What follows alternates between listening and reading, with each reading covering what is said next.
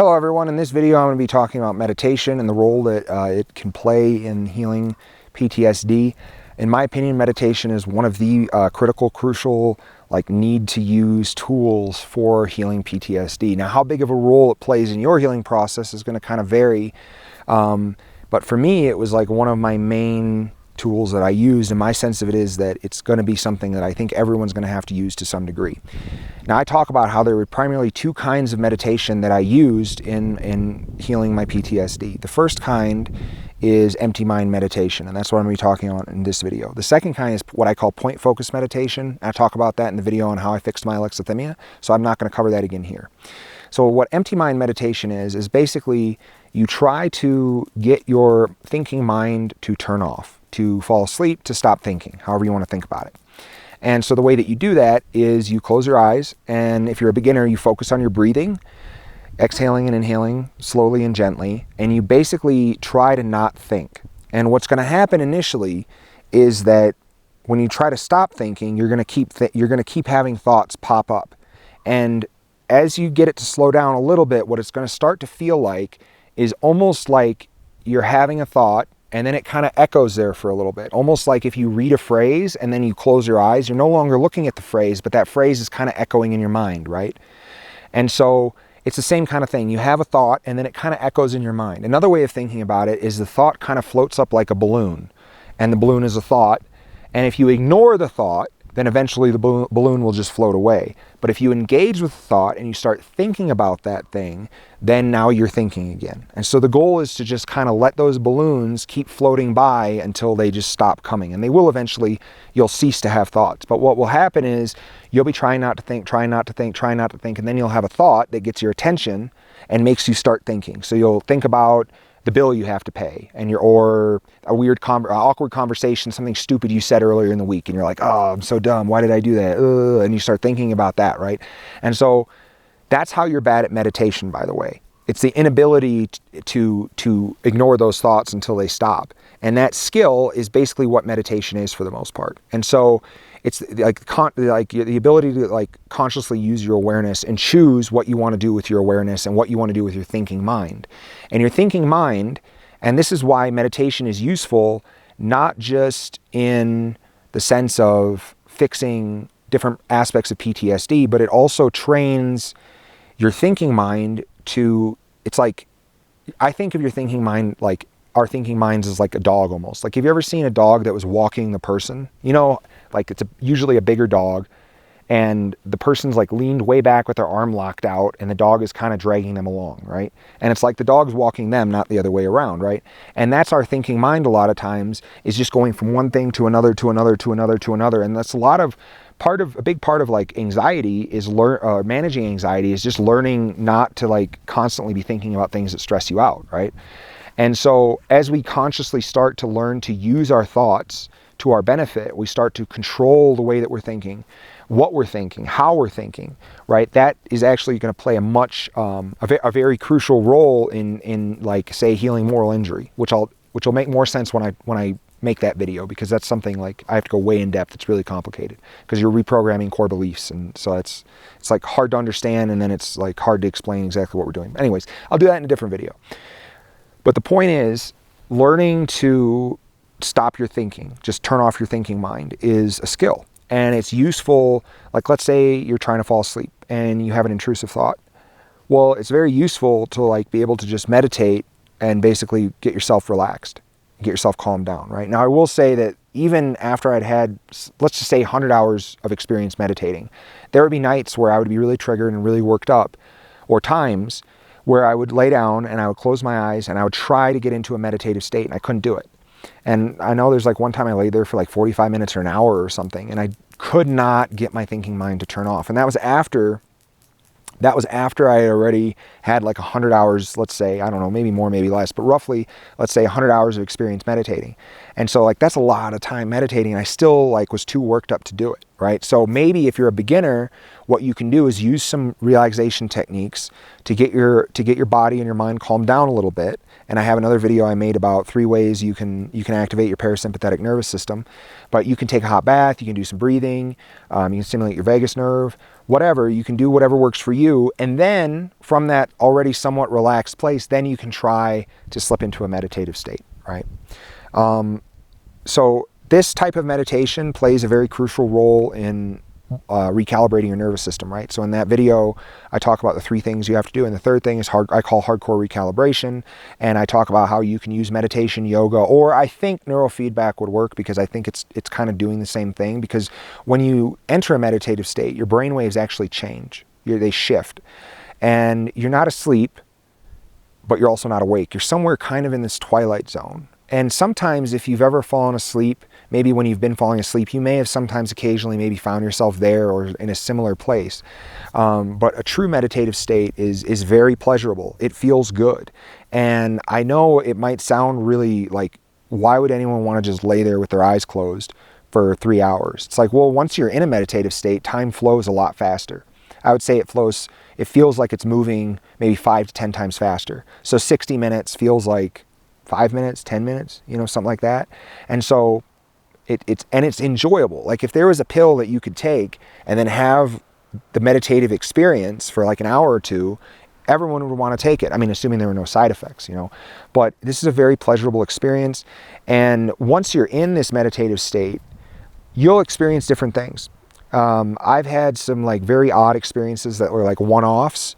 So like one time I felt all of the blood in my body, like all the veins and arteries and everything, like in my toes, legs, arms, chest, head, everywhere. I could feel like all of the blood in my body. I could feel it like coursing. And because it was like, I could feel my heart beating and moving the blood, it almost felt like waves. It was really strange. Another time I like fell asleep, but I was still like conscious and aware.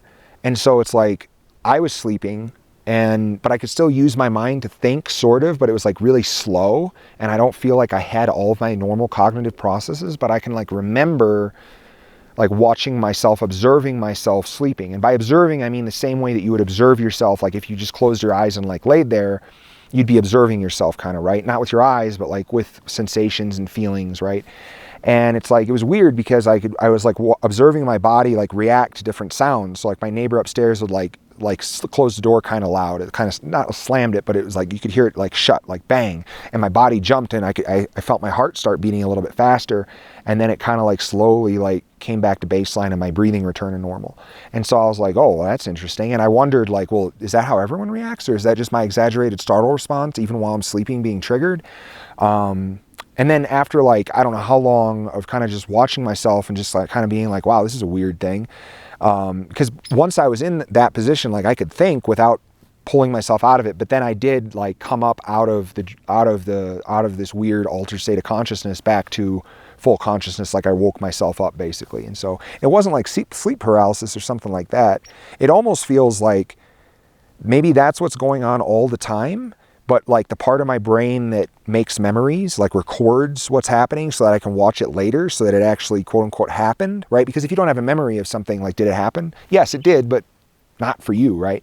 And so maybe that part of my brain was just on still and recording, and maybe I was having all those experiences, that awareness all the time. I don't really know. And so with meditation, you'll find yourself in altered states of consciousness, and it's weird. And the other thing, this is useful. So this is useful not just for like recalibrating your nervous system, not just for training your mind to be able to stop thinking, but also it has benefits. My sense is when it comes to healing monuments of misery, and also to some degree, I think, moral injury. And the reason for that is that when you're in this meditative state, you're very calm.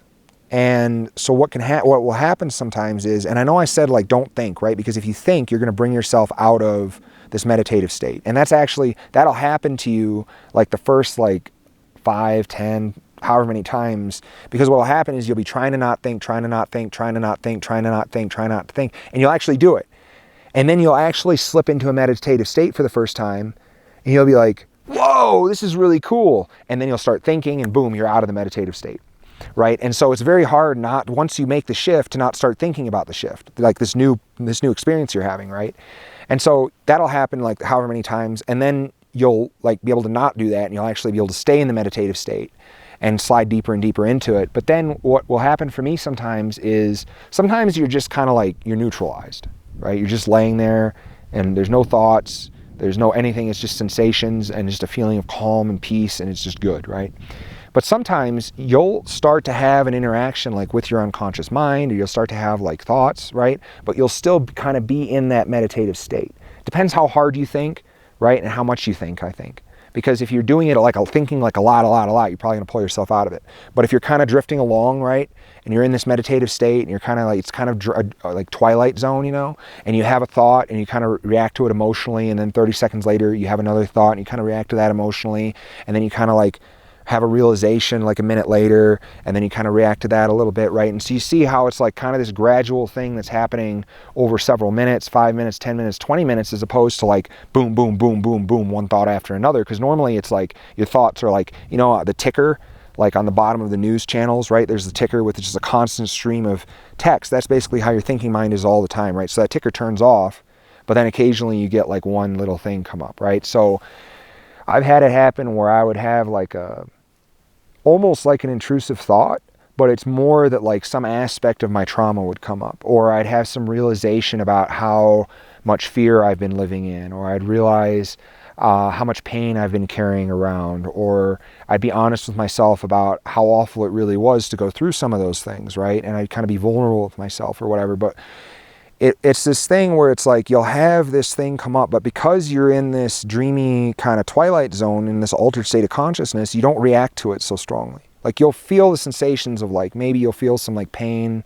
Sometimes you'll feel actually the pain like in the chakra that's related to it. So maybe you have, like I've had it happen where I'll have like something come up, and I'll have a realization about like how my like relationship with sex and sexuality was damaged by my trauma, and then I'll like have that realization like, oh, I've on some level felt like really like shameful and disgusted just by sex in general, let's say. And then as maybe I'm having that, like I'm experiencing some kind of sensation in my sacral chakra, like in my abdomen, maybe I'm feeling pain or something, right? And but from this twilight zone, what would normally be very emotionally triggering, and maybe it would cause my sympathetic nervous system to be activated, and I'd be having all these thoughts, and I'd be having all these emotions. Maybe from this place it is, I've had it where it's a lot calmer of an interaction. It's like you feel the pain, you feel whatever, but it's not like, it's instead of like a fire hose, it's like, you know, just like a nice garden hose kind of spraying you, you know, and you feel it, but it's not like overwhelming and painful, right? So I'm going to end this video with a quick like tutorial on how to meditate. So basically, close your eyes. And you can do sitting meditation, like what the Buddhists call like zazen, like sitting meditation, you know, that's like the traditional, like when you picture someone doing meditation, you picture them sitting cross-legged with like a nice, good posture and all that, right? But like, I think for most people, like your back's going to start to hurt after like 10 or 15 minutes of that, right? And if you're already struggling with all these other symptoms of PTSD, like forcing yourself to sit there and meditate with good posture is going to be like a lot more effort than just doing it laying down. And I did like the vast majority, like almost all of the meditation I did laying down. And if you want, you can do it sitting. There's probably some benefits to doing it that way. You could do it over time, right? You do 10 minutes, and then the next day do 10 minutes, and then the next week you work up to 15 minutes, and the next week you work up to half an hour, and the week after that 45 minutes, and so on. You could work your way up to longer sitting meditations if you want to do that. But it doesn't have to be that.